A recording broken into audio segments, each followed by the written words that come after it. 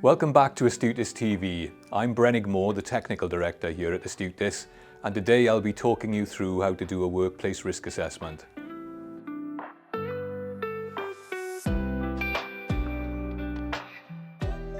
A workplace risk assessment is a careful examination of what's going on in your workplace to try and work out what can hurt people, whether they work for you or are otherwise affected by what you do. And the point of the exercise is, once we've got that understanding, to make sure that we've got appropriate controls in place to keep everybody safe. They're also a legal requirement, and it is important that we stay on the right side of the law. And another thing to think about is, if we have accidents, as well as hurting people, they're going to cost us money. So the fact that we proactively manage risks to prevent accidents from happening also helps us to protect our bottom line.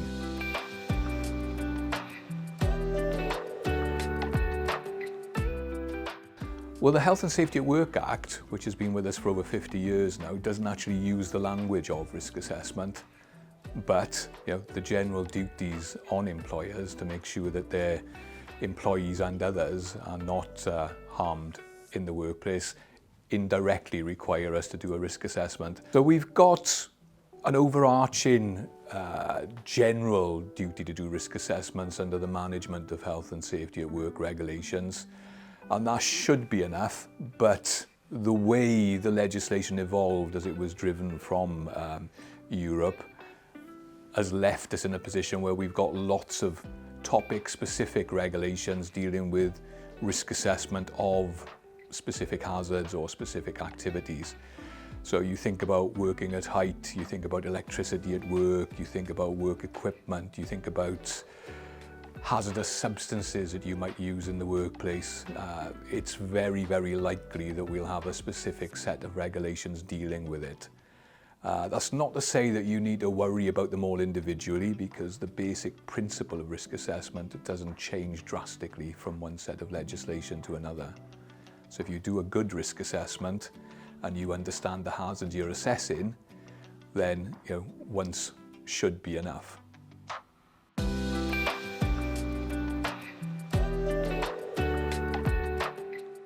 I think it's very important that risk assessment is undertaken before we get stuck into new work, into new activities, into the use of new equipment or whatever it may be. One of the overarching principles of health and safety management is to try to avoid risk, eliminate risk wherever we can, and that is easiest done at the design stage. It's a principle of things like the construction design and management regulations, for example, that we look to design out risk at the design stage. So it should always be done before we start work. It should always be done in the spirit of understanding the hazards and risks that are present, and reassuring ourselves that they are going to be well controlled. The other important consideration is change in the workplace. So things change. Things evolve. People don't always do things the way that you might expect them to do. Things change over time. New equipment comes in, new colleagues join us, and so on. So any significant change to personnel, to work equipment, to materials, even to the working environment around and about us, all of these things should prompt a revisit or a review of our risk assessment. That's not to say you've got to redo the whole thing from scratch, but these are triggers that should prompt us to think about it again and to reflect on the impact that the changes might have made.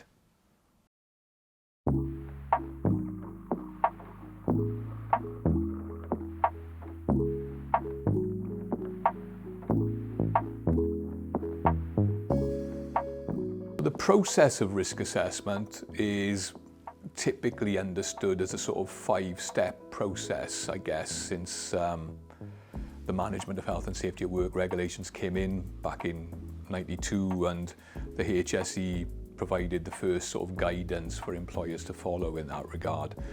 So step 1 is typically identify the hazards, where a hazard is something with the potential to cause harm. So look around your workplace, look at a particular work activity. What is going on that could hurt someone? Are people at risk of an electric shock? Are people at risk of getting their fingers cut off with a bandsaw, or tripping over a trailing cable, or splashing acid on their skins and getting a burn? You know, whatever it might be, starting point is understanding the hazards that our people are going to be exposed to.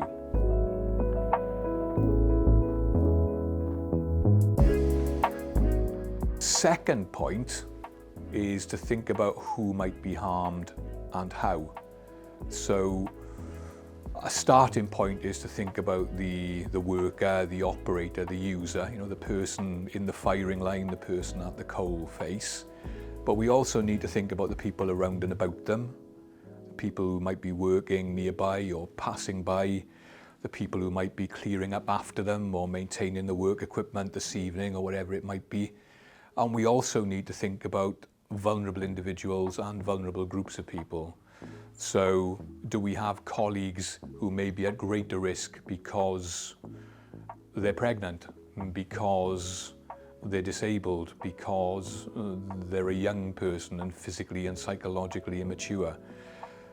So all of these things need to be reflected upon, and we also need to think about how people are going to be hurt.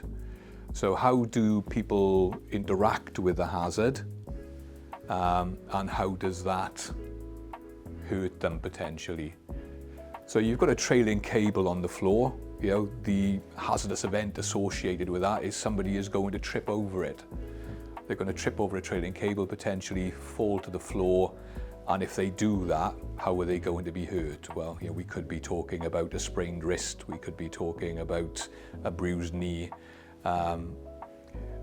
Working your way through that process in terms of thinking about how the person engages with the hazard, what the hazardous event is, and what the potential outcome in terms of actual harm gives us a reasonable understanding of what it is we're trying to manage.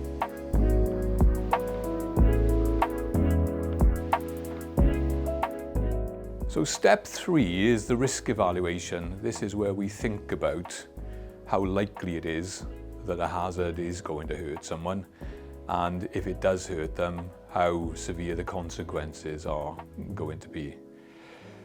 So the point of risk evaluation is to help us prioritize the management of hazard so that we are in a position to fix the worst first, if you like. There are lots of ways of doing this. Historically, lots of employers have used numerical systems where we score likelihood of harm and we score severity of consequences and multiply them to get an overall risk factor. I think a lot of people are moving away from that nowadays. You know, that adds an artificial layer of complexity, I guess. Many people have never really understood it, and can't honestly say that it's added an awful lot of value. And HSE guidance has gone away from it now. You know, just simply give an indication of whether you think a hazard presents a significant risk or not is pretty much where we are. So we evaluate the risk, we work out whether it's significant or not, and we're working that out in the context of existing controls. So it's very unlikely that you'll have no controls in place. There will be some controls, and ultimately what we've got to do is make a decision in terms of whether those controls are adequate or not. From a legal point of view, whether we're doing all that's reasonably practicable to keep our people safe, whether we're coming up with a proportionate response to the risk. And that's what's expected of us as employers. So if we look at our control package for a particular hazard and we think, nah, we could be doing more, then obviously it's important that we do more and we reassure ourselves that we are doing all that's reasonably practicable to protect our people.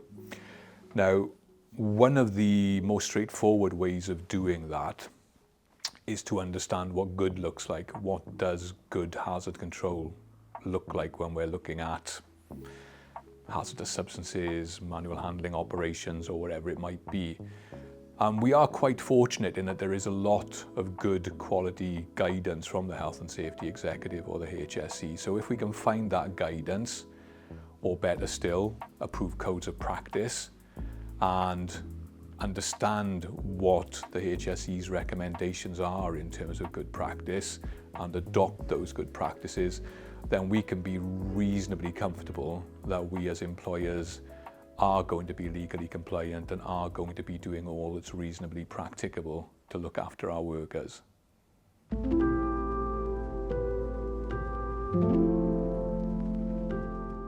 So then we move on to step 4. At this stage, if we're happy that our controls are good, that we have reduced the likelihood of harm occurring and or the severity of consequences to the people around and about sufficiently, and we're keeping people safe, at that stage we can record the findings of our risk assessment. And it is important that you keep a written record. Legal evidence, should they ever be challenged, but also as a good communication tool in terms of explaining to your colleagues what you've done and why you've done it and how you've come to the decisions that you've come to in terms of risk management and control.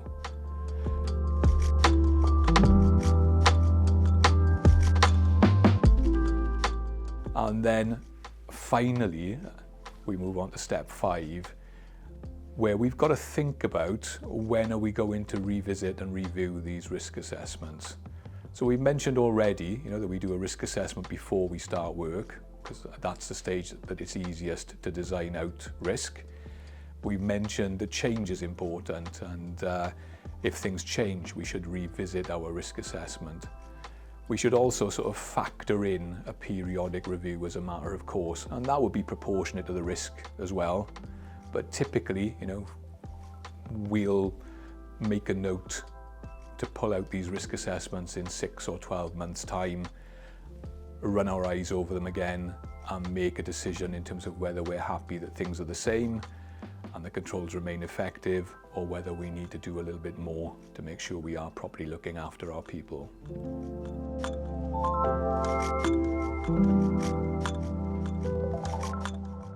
How do we give ourselves the best chance of doing a good risk assessment?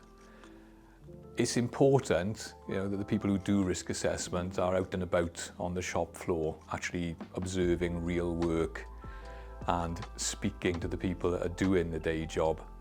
So consultation with employees is really, really important. There are legal reasons for doing it, legal obligations to make sure we consult with our workers about any changes in the workplace that may affect their health and safety. But above and beyond that, it's actually the best way of getting a proper understanding of what's actually going on at the coalface, at the point of work. The people doing the job know exactly how things are done, as opposed to how we might theorise they're done, and they know exactly what the hazards that they face on a day-to-day basis are. So it is very important, that the people involved in risk assessment, maybe it's a safety manager coordinating things, that they do this from the shop floor rather than from their ivory towers. And it's vitally important that they engage with the workers doing the day job, get their views, get their opinions, get their understanding of what's actually going on at the point of work.